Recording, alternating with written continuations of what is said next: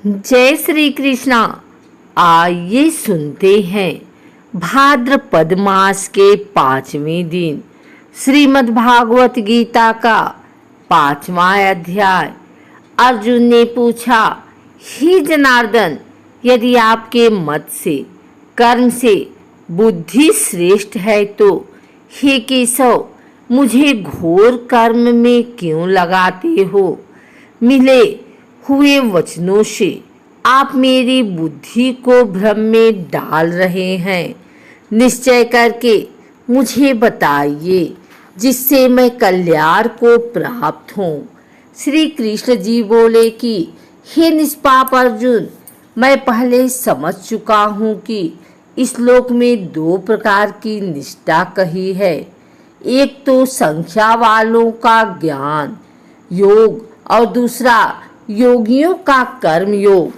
कर्मों को प्रारंभ न करने से ही कोई निष्कर्म नहीं कहलाता और कर्मों का त्याग करके संन्यास ग्रहण करने से ही किसी को सिद्धि नहीं मिल जाती। मनुष्य क्षण भर में कर्म किए बिना नहीं रह सकता। प्रकृति के गण ही सब मनुष्यों को कुछ कुछ कर्म करने में लगते रहते हैं। जो अज्ञानी कर्म इंद्रियों को रोककर आत्मा चिंतन करने के बहाने विषयों की चिंता करता है, वह पाखंडी मिथ्याचारी कहलाता है। हे अर्जुन, जो इंद्रियों को मन से दमन कर और विषयों में प्रवृत्ति न होने देकर उनसे कार्य लेता है, वह कर्मयोग का अभ्यास करता है और श्रेष्ठ कहता है। अपने धर्म के अनुसार नियमित कर्म करो, क्योंकि कर्म के न करने से कर्म को करना अच्छा है। बिना कर्म किए तुम्हारे शरीर का निर्वाह नहीं हो सकता। हे कौन्तेय, यज्ञ के निमित्त किए जाने वाले कर्मों को छोड़कर जितने कर्म हैं उनके करने से मनुष्य को बंधन होता है। अतएव तुम फल की इच्छा त्याग कर यज्ञ के लिए ही कर्म करो। सृष्टि के आरंभ काल में ब्रह्मा जी ने यज्ञ सहित प्रजा को उत्पन्न कर प्रजा से कहा था कि यज्ञ आदि कर्म करके बुद्धि को प्राप्त होंगे। यही सब कर्म तुम्हारे निमित्त काम धेनु होंगे। इस यज्ञ से तुम देवताओं को संतुष्ट करते रहो और देवता भी तुमको संतुष्ट करेंगे। इस प्रकार परस्पर बर्ताव करते हुए तुम और देवता कल्याण को प्राप्त होवोगे। यज्ञ आदि कर्मों से प्रसन्न होकर देवता तुमको इच्छित सुख की सामग्रियां देंगे, परंतु उनके किए हुए दान को जो बिना उनको भोग लगाए करता, वह चोर है। 5 महायज्ञ करके जो शेष बचा हुआ भोग ग्रहण करते हैं, वे सब पापी पुरुष पाप को ही भक्षण करते हैं।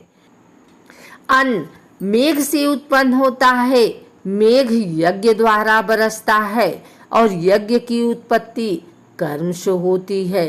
कर्म की उत्पत्ति ब्रह्मा से हुई है और ब्रह्मा अक्षर परमात्मा से, इस कारण सदा सब पदार्थों में रहने ब्रह्मा ही है। वह सब यज्ञों में प्रस्तुत हैं। हे पार्थ, इस प्रकार चलाए हुए कर्म चक्र के अनुसार जो नहीं चलता है, वह पापमय है और उसका जीवन व्यर्थ है। जो पुरुष आत्मा में ही रत रहता है और आत्मानंद अनुभव से तृप्त रहता है, आत्मा में ही संतुष्ट है, उसे कुछ भी कार्य शेष नहीं। वह कोई कर्म करे या न करे, उसको कोई प्रयोजन अथवा लोभ नहीं है और किसी प्राणी से अपना लाभ करा लेना उसे कोई आवश्यकता नहीं है। इसलिए तुम भी फल की प्राप्ति की इच्छा अनुसार त्याग कर कर्तव्य पालन करते रहो, क्योंकि फल की इच्छा त्याग कर कर्म करने वाला पुरुष मोक्ष को प्राप्त होता है। राजा जनक आदि ने भी कर्म और सिद्धि पाई है। इस प्रकार तथा लोक संग्रहण को देखते हुए भी तुमको कर्म करना उचित है। श्रेष्ठ पुरुष जिस जिस कर्म का आचरण करता है, दूसरे मनुष्य उसी के अनुसार चलते हैं, और वह जिसको प्रामाणिक मानता है उसी को लोग भी उत्तम मानते हैं। हे पार्थ, मुझको तीनों लोकों में कुछ भी कर्म विशेष नहीं रहा और न कोई अप्राप्त वस्तु प्राप्त करनी है, फिर भी मैं कर्म करता हूँ रहता हूँ। यदि हम ही आलस्य रहित होकर कर्मों को नहीं करेंगे तो मनुष्य हर प्रकार से हमारे ही पथ का अनुकरण करेंगे। जो मैं करे या न करूं तो सब लोग भी न करने से नष्ट हो जाओगे। इससे मैं ही वर्षाकारों से उत्पन्न करने हेतु बनकर प्रजा को नष्ट करने वाला समझ जाऊंगा।